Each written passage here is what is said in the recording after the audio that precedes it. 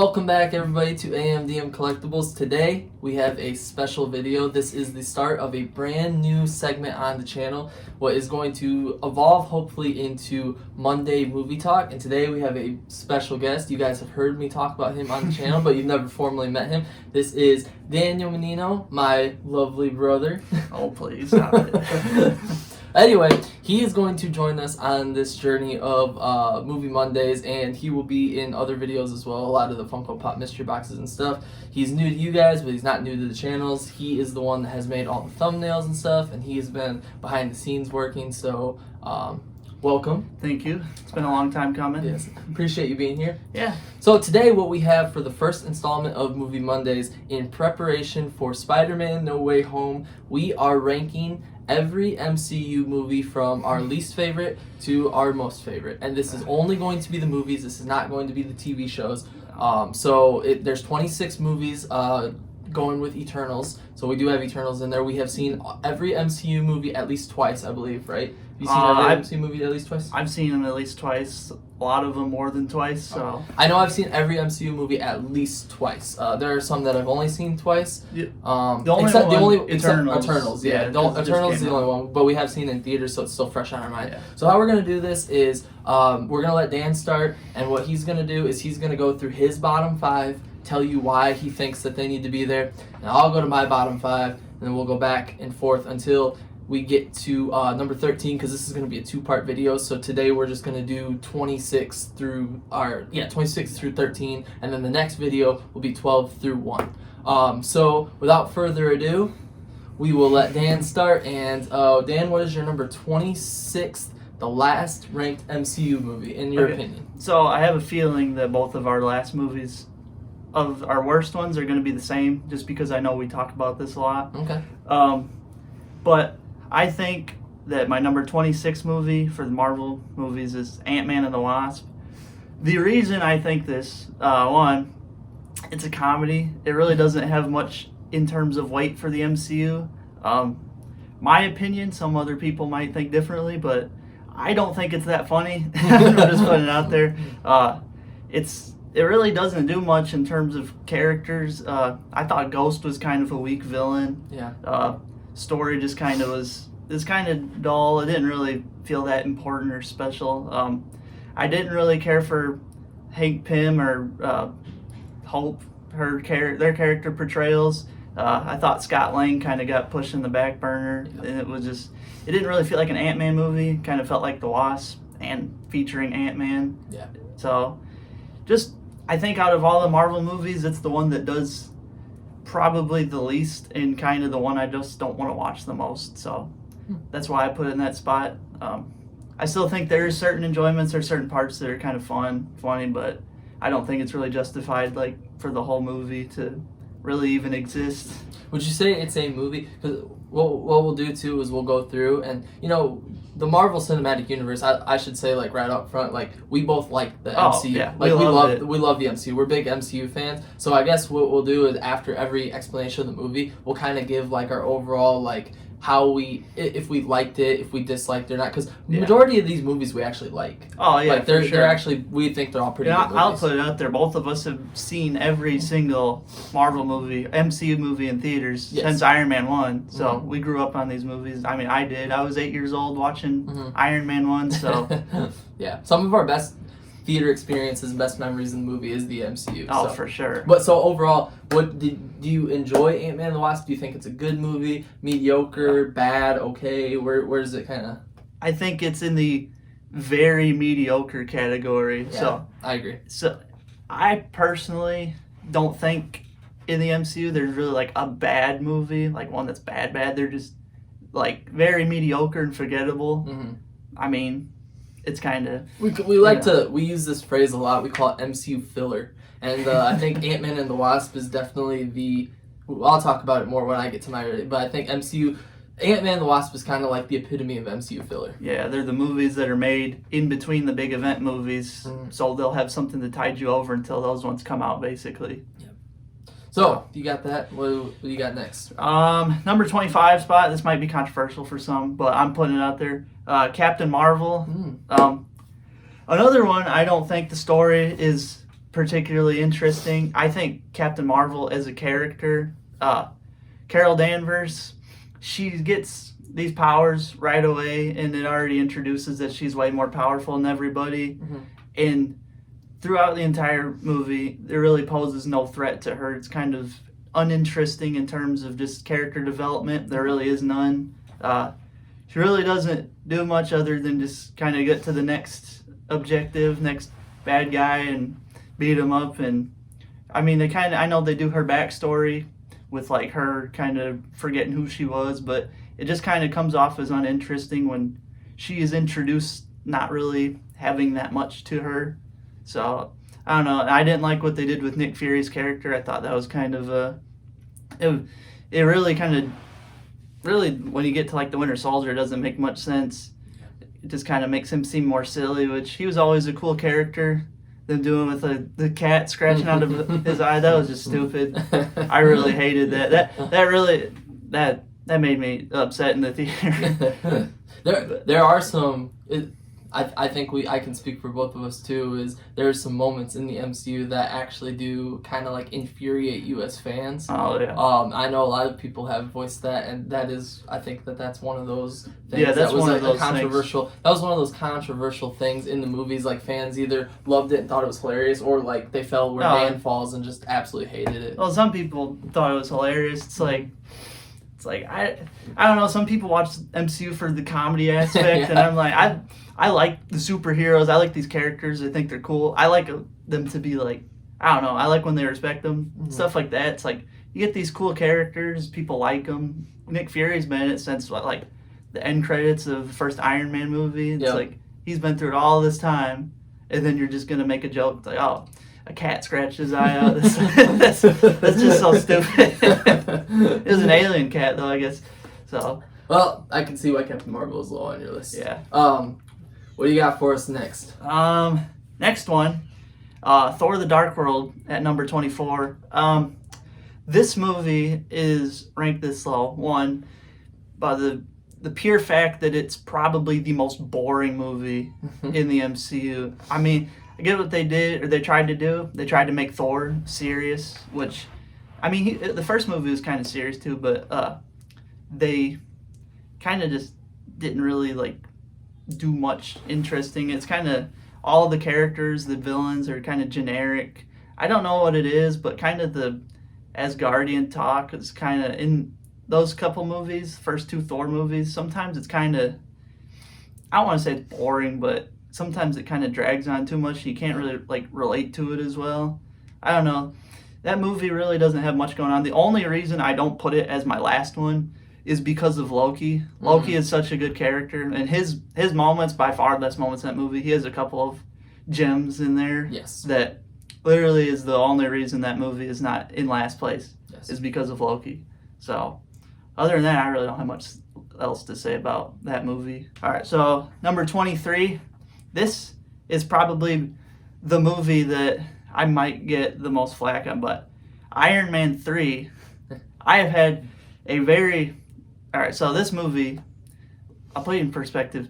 It was summer of, what was it, 2013? Yes. Fresh off of the first Avengers movie. Our excitement couldn't have been higher it was through the roof. Way up there. So I was so excited for this movie. And I remember the trailers coming out. The two trailers that they released, I think, I don't know if one was a teaser or the other, but there was two trailers that were so cool. I was like, they set the tone and be the serious movie with Iron Man facing off against the Mandarin. Him as like a terrorist. And I was like, man, this movie's going to be so cool.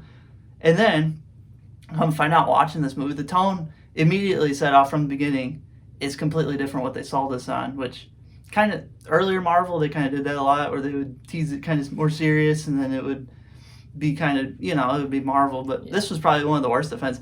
The director, Shane Black, I know his movies kind of tend to do this, but at the time, I never seen any of his movies. I was 13, so I didn't really know. I was just excited to see Iron Man again, but with the twist, I'm sure all you guys know, the twist, Mandarin, I understand why they did it.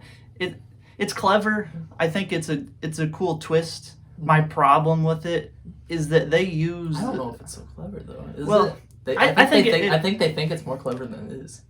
Maybe. I mean, well, the thing, it's not a bad twist No. if it wasn't in this type of movie. If it was Yeah. in like a movie kind of like, or so what they did is they took the Mandarin and said he wasn't the Mandarin, then replaced him with a character that was way less interesting and just completely generic. They were building up the Mandarin as like one of the best villains for like a superhero movie in general. To me personally, I thought it was the setup for him was amazing. Yep. And then it was like, oh, screw that, we're just getting rid of it.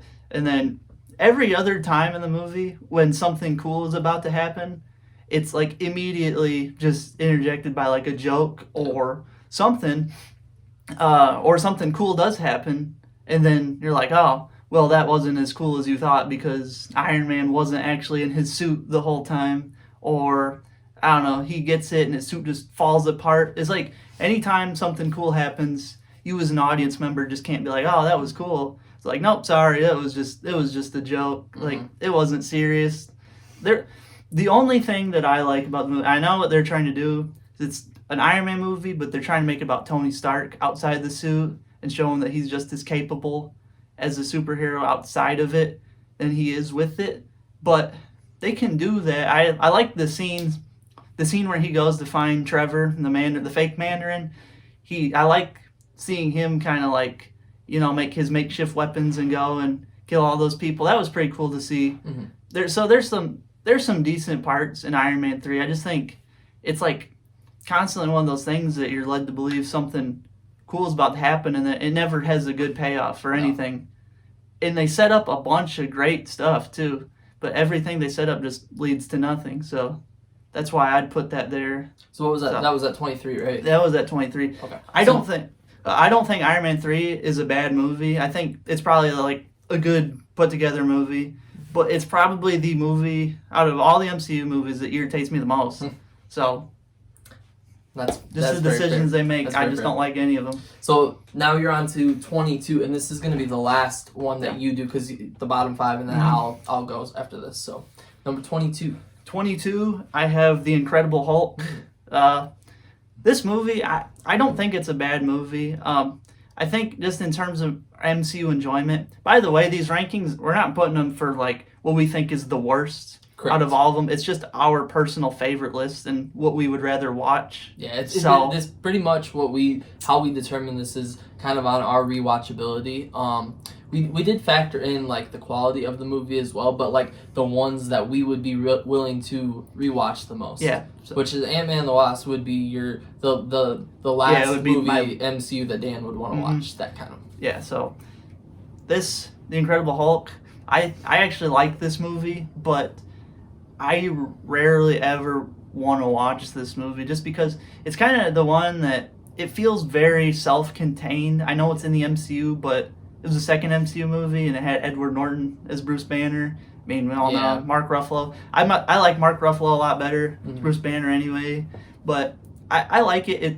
I know now it feels a little bit more since we got General Ross in the movies from The Incredible Hulk. They pulled him in. Abomination, yeah. Abomination. Yeah. He doesn't look anything like he did. He looks a lot more like comic one, but yeah, but we do got him. Yeah, technically for one little scene, but I mean it counts, I guess. It does. But it just I think it kind of had that like I know it was like late 2000s, but it had that 2000s type of vibe to it. Yeah. It's kind of like it's the one black sheep of the Marvel Studios movies. You know, that movie felt for a long time like Marvel wanted to forget about it. Yeah, it really until did. Like it was like what phase 3 that they started bringing stuff back. It almost felt like they just wanted to wipe the slate clean and didn't even want to talk about it. Yeah, until like Civil War when they got General Ross back in it. It was like, oh, if we finally are tying this movie in. Yep. So, yeah, I don't have a lot of bad stuff to say about it. I liked Abomination. I thought he was kind of cool. Like at the time, I haven't seen this movie in I don't know quite a few years, but I liked they set up with the leader too, which that really never went like anywhere. No. So I kind of want to see that happen one day, but I don't think it ever will. Yeah. But you never know, I guess. The Abomination coming in, they might do anything. They run out of ideas. they always cycle back, or they tend to. Okay, so that was his bottom 5, and now we're gonna get to my bottom 5. A lot of these, as I'm looking, we rank these separately. We didn't know what we were gonna have coming into there, but I will say that me and Dan have a lot of similar thoughts when it comes to the MCU in particular. Not on a lot of other movies except the MCU. We tend to agree on the MCU quite a bit. For sure. So a lot of these bottom 5 are the movies that Dan had in there, so I've already kind of discussed them with him, so I'm going to go kind of quickly on these. But my very last MCU movie too, it might be another controversial choice, is the same as Dan, Ant-Man and the Wasp. Basically all for the same reasons that Dan has. Mine are a little, this is the one MCU movie that I would consider to be a bad movie. And let me explain this. I think that the character assassination of Hank Pym alone drops this to me. Hank Pym was a character. Michael Douglas, I love Michael Douglas as an actor. He's like one of my top 10 favorite actors in Hollywood. I think the dude's super talented. But the way that they portrayed Hank Pym in this movie, they made him such a jerk. They made him absolutely like... No, he's unlikable. Unlikable. And Scott Lang, like, never really gets any time to shine. Like Dan said, they're pretty much crapping on Scott Lang the entire movie. For them visiting the quantum realm, it should... leading into Endgame, this should be the most important solo Marvel movie to date, but it feels so unimportant. It feels so goofy and silly in not a good way. All of the worst things that Marvel has in their bags of stereotypes, I feel like they took and threw into this movie. So to me, I don't like watching this movie. I've watched it twice now. I watched it in the theaters. I thought it was an okay movie. I watched it at home, and I barely could get through it. So roast me in the comments if you want. I do not like Ant-Man and the Wasp. Number 25, I think the same as Dan, is Captain Marvel. For me, absolutely the most forgettable Marvel movie. I don't think it's inherently bad. I just think it's a lot of the stuff I just don't even remember that happened. Like, until I rewatched it recently, I couldn't even remember how Captain Marvel got her powers. I knew it was something, she was a fighter pilot and she touched a stone or something, but I was like, oh man, this is like the epitome of generic. And even that, it didn't even have like a good Marvel flair. You know, most of the, even like Ant-Man and the Wasp, it still feels like a Marvel movie. Captain Marvel to me feels like one of those lesser superhero movies that was made by a different studio, almost made by like a Sony or Fox back in like the early 2000s. It kind of does feel like that. Something feels off about it. And I don't inherently think that Brie Larson is a bad actress. However, I don't like her portrayal of Captain Marvel, Carol Danvers. I think she's just a wooden character. I don't think she has a lot of depth to her. So that goes a long way in me not really liking any of the characters. That was the most I disliked Nick Fury in a Marvel movie. I could say that. I always loved Nick Fury, but he was at his worst, I believe, in that movie as well. By far. Yeah. I agree with that. So we're going on to number 24. I think the next one also is in line with Dan, Thor: The Dark World. Super. You know, we agree a lot on these. We do agree a lot of these. Loki is fantastic. Loki's probably my favorite villain / character in the entire MCU. I always love seeing my boy Loki pop up on screen. As far as everything else, it just kind of falls flat. It's just one of those movies, like, from the color palette to the score to the cinematography to the story to the villain, who Malekith is probably in the bottom 3 villains of MCU. It's just... he's so unforgettable or unmemorable that you can't forget it. That's the thing about Thor: The Dark World, is it's forever grained into my mind because everyone always talks about this movie's so boring, so forgettable that it's unforgettable. You remember how forgettable it is all the time. But I do think that Chris Hemsworth is perfect casting as Thor, and I think that Tom Hiddleston is perfect casting as Loki. And anytime I can see those two be those characters, I'm going to enjoy that more than, say, a Captain Marvel or an Ant-Man, because I like those characters more. Yeah, so that's why that boosts a little bit above. But in terms of just the story and the movie itself, it's definitely right there with Captain Marvel in terms of like an Ant-Man and the Wasp and just being Marvel generic to me. Oh, yeah. So 23, another similar one, Iron Man 3. Oh, I know we talk about these movies a lot together. I do promise my next one is different though. Okay. But Iron Man 3 to me, you know, Tony Stark is probably my third, fourth favorite character in the MCU. I know he's everybody's like number one. It's either Captain America or Iron Man for a lot of these people. I'm definitely much more of a Captain America fan, as you will see later on in these. Not to say that I don't like Iron Man, because I love Tony Stark and Iron Man, but to me this movie kind of inhabits all of what I dislike about Iron Man's side stories and qualities. I think Iron Man 1 was a perfect telling of Tony Stark, the character. Yeah. Iron Man 3 kind of made him seem a little more selfish than charismatic. If that's, I don't know if that's what they were going for like a character redemption thing, but in terms of like Iron Man 2 and Iron Man 1, he always out charisma'd his selfishness and self-righteousness, and Iron Man 3, it seemed the other way around. There were hints of him being charismatic, and then the whole Mandarin thing. I'm with Dan, like when I was watching that movie for the first time, the Mandarin was like such an intimidating, evil character, like the terrorist angle that they went. I absolutely hated him, and in a good way. I hated him so much, I wanted Iron Man to get there, and I wanted there to be a big confrontation at the end, and then for them just to slip the rug out from underneath you and replace him with not even a good villain, like one of the really cheesy, annoying like type villains that you just don't want to see. Dude in the business. Yeah, like, and then a lot of the movie just doesn't make sense. I think like Dan touched on it, like the ending of it, you know, blowing up all the suits and stuff, and then there not being any explanation going into the new movies. I didn't even touch on that. That's another point. That's a big thing for me, is like he blows up all the suits, and then it goes straight into Age of Ultron, and then they're all back. That one's not like that movie's fault in particular. I No, guess it's the future movies. It is, but still, it's a messy movie to me. I would like to add an Iron Man 3, because you were talking about it.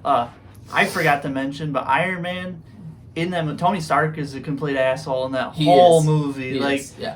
I know because he had like PTSD from the first Avengers, but like how he treated that kid, it's like, man, it's like I almost don't want to root for this guy in this movie. Like, and I love Iron Man and the other ones, but it's a very almost tough watch to get through, because you don't enjoy the character's journey, and then the main reason you're here is because the Mandarin, the villain, and then once that's pulled out from underneath you, you're just kind of left with a bitter taste in your mouth throughout the whole thing. Oh, basically. And not to mention, it was a summer blockbuster, and they said it during Christmas for no reason. See, I don't mind the Christmas vibe. Like, I love the Hawkeye vibe, but Hawkeye came out around Christmas time.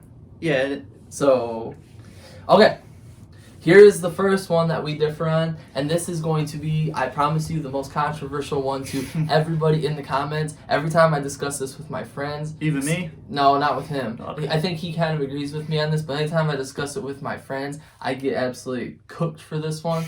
I don't care. I believe the number 22 movie is Thor Ragnarok. I said it. I do not enjoy watching Thor Ragnarok. Taika Waititi and his humor does nothing for me.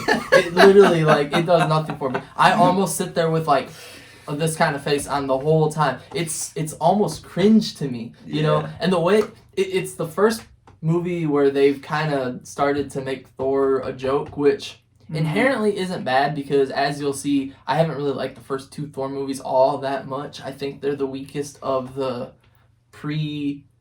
the phase 1 type heroes, his solo movies. But I don't think it was because of how Thor acted. I think it was a lot to do with the Asgardian stuff and, the movies just being a little more bland.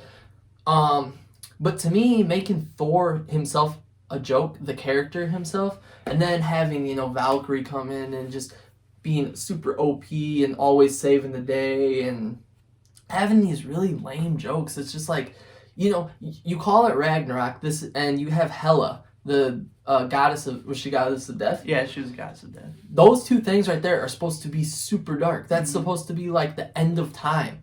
And then you make it a comedy, and an unfunny comedy at that. There's one good joke in there. There's one good joke. And I like seeing Loki again, because I always like seeing Loki. But Thor Ragnarok, it can leave. It could get plucked out of existence, and I wouldn't be sad. I don't care what you guys say. Thor Ragnarok is not a good movie, and I'm probably the only one that will say that. I know what joke you're talking about, because there's one in the theater we both died laughing over. So it does have that. It does have one really good joke. But other than that, Thor Ragnarok, it's not for me. I can recognize that a lot of other people like it, but no. Okay, so that is my bottom 5. Now I feel like we're gonna get into the controversy a little bit. Now we're gonna start mixing them up a little bit. Maybe me and him will butt heads on some of these. Maybe it's possible. What do you got for number 21? So these are the movies that I think start getting into that like decent category. You know, they're not anything special, but they're decent movies. Like if they're on TV in the background, I could sit down and just have them play, and I wouldn't mind it. But they're not movies I'd necessarily want to watch all the time, you know. Number 21, movie just came out, The Eternals. I don't think it was bad. I had zero hopes for this movie. I thought it did not look good. I was like, this movie just looks boring. Characters that you're going to introduce that are ancient beings that we were questioning why they never came in to help with Thanos, which they do explain that in the movie. But it's kind of odd that you would have to introduce characters that would kind of have to do that you'd already have to explain why they exist. It's like it almost just makes more sense to never introduce them in the first place, if you know what I mean. Yeah. Because they're already, with this movie, they're already causing like a whole bunch of problems, probably for the down the road in the MCU. I think it was okay. They definitely had some interesting things. I liked Icarus a lot in it. I liked Kumail Nanjiani's character a lot. He was really funny. Him and his assistant dude, they were pretty funny. I thought the movie did have some pretty good comedy. I thought some of the action was pretty cool. I didn't really care the deviants. Yeah. They kind of just seemed like they were a distraction to pad out the movie a little bit. And I don't know. The Eternals it's not a bad movie. It's just one that I really would never seek to watch out by myself. Number 20 is Doctor Strange, his solo movie. Another thing, I think it was a good origin story for Doctor Strange. It's cool seeing him at the time when this came out. It was like we really haven't got to see a lot of new characters introduced in the MCU, like in their own solo movies. So it was pretty cool seeing that. I think the villains, the stories kind of falls in that generic category, which a movie like Doctor Strange, it should not feel generic at all. Like, no, it shouldn't. That's making Doctor Strange feel generic is like a big no-no. He's probably. Do you remember when they said that they announced Doctor Strange and said it was going to be MCU horror? Oh yeah, the first horror movie that MCU had. Scary thing is how scarily similar it is to the rest of them. Like it doesn't feel any different. Horrifyingly mediocre. It is like basically because it's not bad. If it's not great, it should be terrible because it's one of those movies that they should have went for it, you know? Oh, yeah. Because they should have gone. It shouldn't just be mediocre because then you just, like, people should have remembered Doctor Strange's movie. But I'm hoping, which I'm very excited for the Multiverse of Madness, though, and I really do think, fingers crossed, because they got Sam Raimi directing that one, that movie's going to be something special. Let's hope. And also, just to mention, I love the Evil Dead movies and the original Raimi Spider-Man movies, so I love Sam Raimi, anything he does, so I think it'll be different. I think Scott Derrickson, because he was originally he directed the first one, and he was gonna direct the second one, so I don't know how that would have turned out. So I think it would have been. I think that was almost too much story for him to take on. I don't know. I think that they needed you're going into the Multiverse of Madness. You need something weird, and Sam Raimi is definitely weird. Oh, he's weird. He's very stylish, but and I don't even want to blame the directors or anything because you don't know. Because when all these movies start feeling the same, you kind of like you think that the studio, like Marvel Studios, probably has more of their hands on these movies than the directors like intend to. So you can't shift the blame on them all the time, but. I think it is a factor with certain of these movies, Peyton Reed. But anyway, so that's my number 20.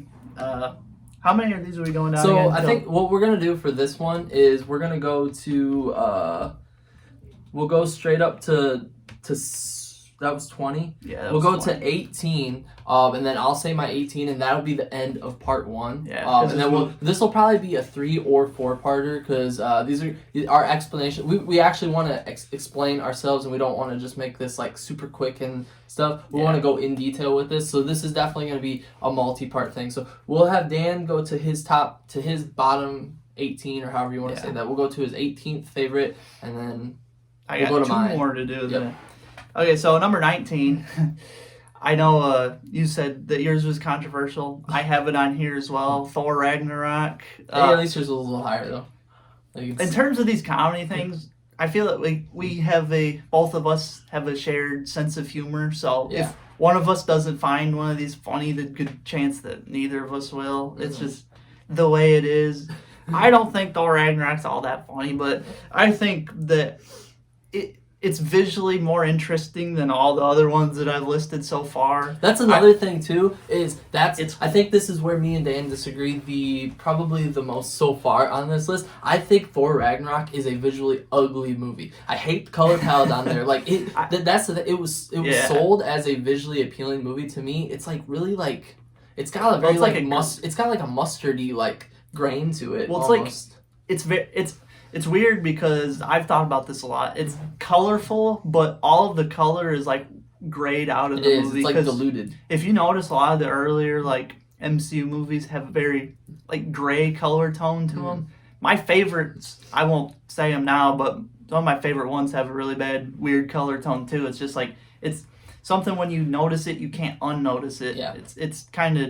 It's weird because Thor Ragnarok is a very colorful movie. Like, you could see the set designs, costumes. There's a lot of color, but, like, it all gets washed out behind that gray, like, filter that they do. It's ugly. It kind of is ugly, but it's more entertaining than all the other ones. I think it's not a movie that I would want to watch, but, like, it would be a background movie, I'd say. I don't like how they portray Thor as just a goofball in the movie. Thor really doesn't ever get time to shine. The only time is kind of when he's on the bridge at the end and he has the lightning coming out of him. That was pretty cool, but it's kind of like immediately just taken away by jokes. So anytime there's something kind of cool that happens, it's just jokes. And then they introduce Valkyrie just to, I don't know, be better than Thor. It's like a trend that they keep doing with these movies, that they'll introduce these side characters that's like, oh, where did they come from? But they're already immediately just like upstaging the title character in whatever they do. Same thing with Ant-Man and the Wasp, that kind of happens. Yeah. But it's just, I don't know. It just kind of gets old after a while. But Hela, she should have, I thought she started kind of falling in generic territory too, and she could have been cool. The comics that this is based on, I know we said it's like serious Thor is not. Comic book Thor is a lot more interesting because it kind of has like, I don't know, but to me it feels like that Doctor Strange type artwork where it's all like mystical. It's a lot more, the comics are a lot more colorful. Yeah. Especially the ones with like Beta Ray Bill, he comes in. That's something I want to see in the movie. Yeah, he's going to be in Multiverse of Madness. Beta Ray Bill is? Isn't he? Didn't they? I think. Or is he going to be in Love and Thunder? That's what it is. I didn't know if that was confirmed. I think they did confirm it. Is it Christian Bale playing Beta Ray Bill? I don't know. I knew he was. You guys can correct us if we're wrong, but I believe they confirmed Christian Bale as Beta Ray Bill. I know Christian Bale was confirmed in the movie. I think they confirmed him as Beta Ray Bill. That'd be pretty cool. Christian Bale's gonna actually it'd be like, he's like, oh, I'm gonna get a big horse face too because he's a method actor. Maybe they're not doing it then because of that. I don't know. I'll have to look that up afterwards. But I definitely heard that as a rumor. I don't know if it's confirmed though. Now, Beta Ray Bill is a great character. Yeah. I think Love and Thunder kind of concerns me because it's Taika Waititi, and I know he's gonna have his signature humor and style in the movie. And I particularly don't care for Jane Foster that much in the movies, so she's going to be coming in Love and Thunder as Thor. It's like, I couldn't be less excited for something. I mean, I just can't. So there's one I could be less excited about, but I'll talk about that later. Yeah, but I'll give it a chance. I give all these movies a chance. And anyway, I have to see them anyway. We've been keeping up with them all this time. So. True. What is your last entry for the video? Last movie, another recent one, Black Widow. This is at 18. This is number 18. Black Widow. Yeah. It's just kind of the movie starts off really great. I think it's a movie that just goes down the farther it gets like into its runtime. It has a really strong opening. First 10 minutes of this movie are incredible. I was like, man, this is great for Marvel standards. For sure. I was really excited. Taskmaster is one of my favorite villains. Really did not like how they portrayed Taskmaster, just a mindless daughter of the main villain. It's kind of just Taskmaster should have a little bit more than that. Yeah. The fact that she never even talked, I don't know. Kind of did it again with Natasha and her sister. Her sister kind of Yelena. Yeah, which I like Yelena. She was better than a lot of these other side characters, but I feel like for a Black Widow movie, Black Widow herself didn't really get much to do. It was almost the Yelena movie. Yeah, it was. It was almost the Yelena movie. And it's kind of, I don't know, they never really went for anything. They're kind of marketed as this super cool spy movie, but it was just another Marvel generic, explosions, action, but not much for character. There was some good character depth in certain things. I liked the scenes with the family they had. Mm-hmm. I liked the Red Guardian initially. I thought he was another one they gave that buffoon treatment to. He just kind of you see a theme. You see a theme with these lower tier Marvel movies. So what do you think? Yeah, that's why we put them at the bottom, because it's stuff that that type of stuff. When they're always these type of characters, they're not appealing. It kind of just gets irritating after a while. Although some of the humor is pretty funny. Yeah, but with some the Red Guardian, really funny. Yeah, some of it's it is really funny. I think that movie teeters between pretty good comedy. Yeah, it does. I think they actually have really good comedy in certain parts. Mm-hmm. I think the comedy's probably better than the action stuff. I think so too. There was the one scene I do like action was with Natasha and Taskmaster, the bridge fight scene, the first one. Mm-hmm. I thought that was set up really well. It was tense.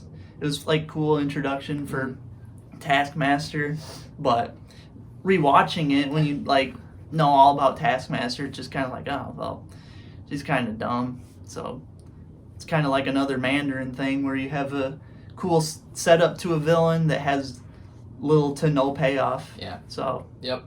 But overall, I don't think Black Widow's I think it's a decent movie. It's not one that I would go out of my way to watch, but I don't hate myself watching it. I can have fun with it. Well, so that was that was his bottom 26 to 18. So that will be all we'll do for this video. But I'll give you guys mine. 20. What did I leave off at? 20. We're on 21 to 18. So I'll give you guys my last three, and that will be the end of part 1. Stay tuned, guys, for part 2. This will honestly probably be a 4-parter because once we start getting into the top, we're really gonna want to go in depth with this. So hopefully you guys like this style of video. This is something fun for us. Like I said, this Movie Talk Monday, it's gonna try to be every Monday, and it's not just gonna be rankings either. What is probably going to evolve into is the weekly headlines. We'll discuss those. We'll do movie reviews, trailer reactions, all things movie. But this is the first entry one, and this is obviously getting us prepped for No Way Home because I know me and Dan are as hyped as you can be for this. But back to the list, because that's what you guys are here for. Coming in at 21 is The Incredible Hulk. Now, I actually probably have a little more enjoyment than Dan does on this. I actually do rewatch this one quite a bit because it's on TV. It's on TNT all the time, and anytime it's on, it's one of those movies that I turn on and I'm I'm gonna put it on for background noise, but then I end up just watching it all the way through. It's one of the MCU movies that I might have seen the most. I think I've seen this probably 6 or 7 times, so I'm pretty well versed in this movie. But in terms of it just being a great movie, it's good. It's a solid movie. The rest of the movies here on out I think are good. I think that they're even a little better than decent. I think all the movies below this were probably decent to bad. The rest of them I would put in the good tier to going up to great to amazing to spectacular. Incredible Hulk, I don't really have anything bad to say about it. It's a little, bland, generic origin story, but I like everything about it. Edward Norton, I just wish it would have been Mark Ruffalo. That's the only Yeah. thing I could say. I like Mark Ruffalo a lot more. It's not their fault, obviously. I like Abomination.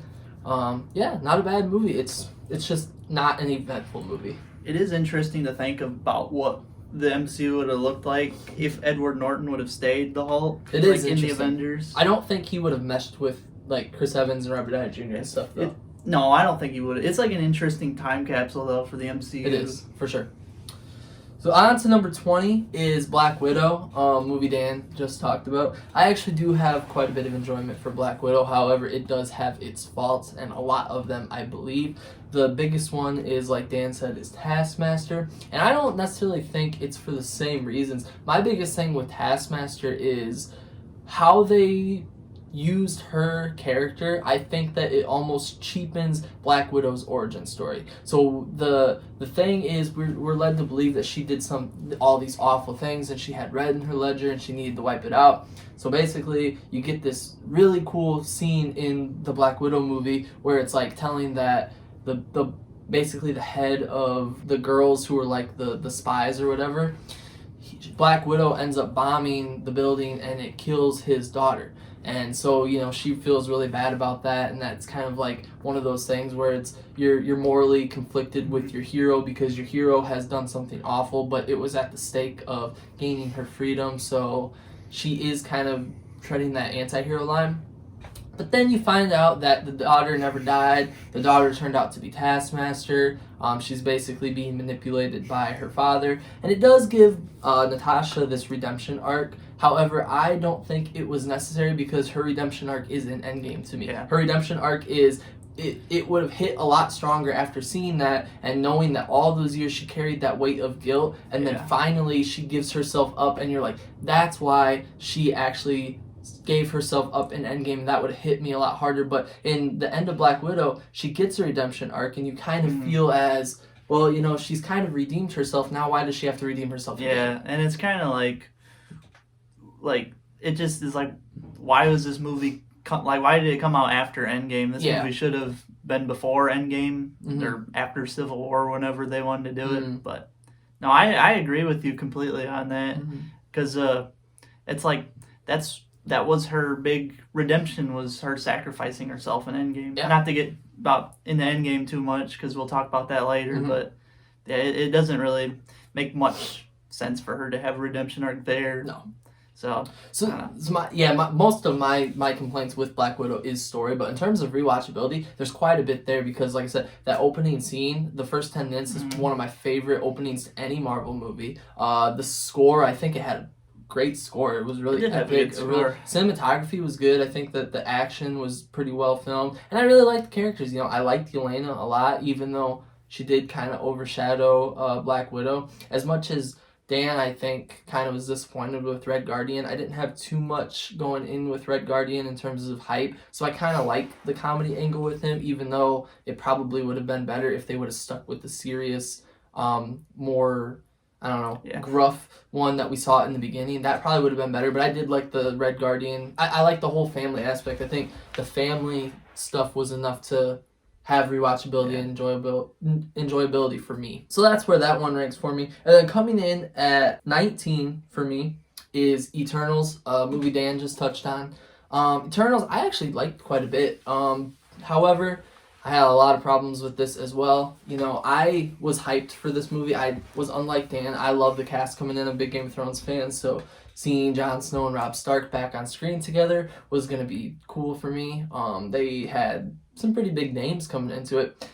The Deviants, they fall very flat for me. I think that they're ultimately unnecessary if you actually watch how the story plays out, especially the final fight scene. It just doesn't really make a whole lot of sense to me.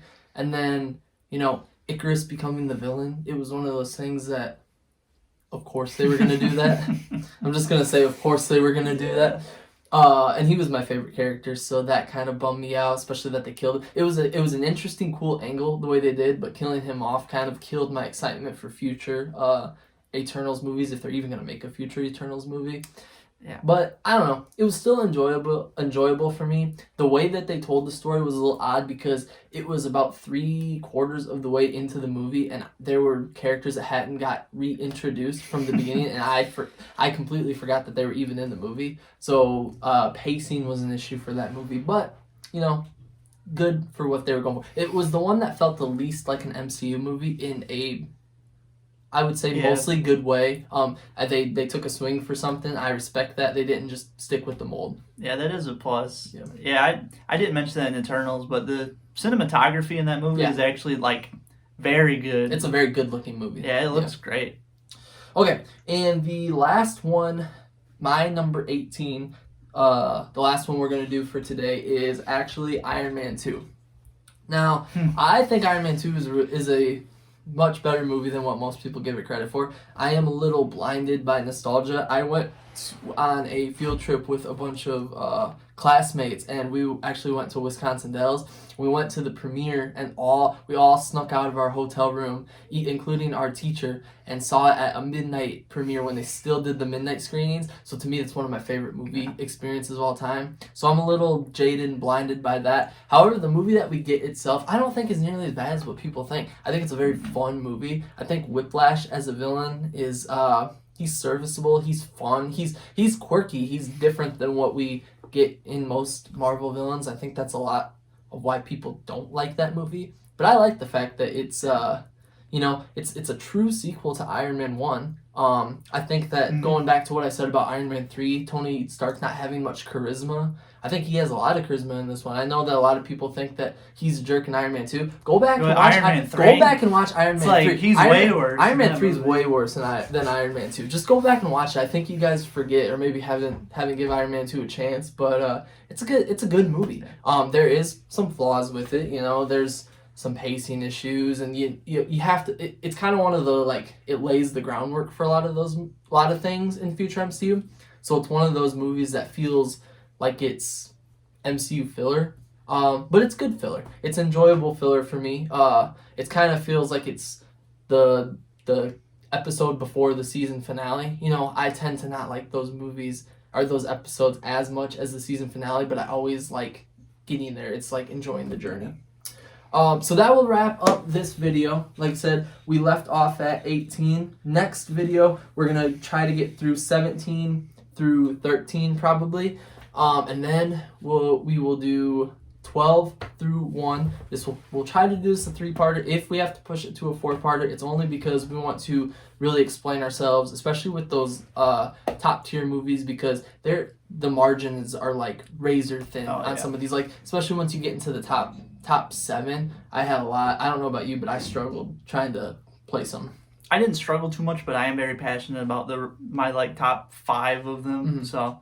But I didn't know where I was going to place them. I've struggled more with the bottom ones than anything because some of them are kind of interchangeable. Yeah, you're right. But I'm excited to get to those top ones. So we hope you enjoyed this, and till next time, be safe out there.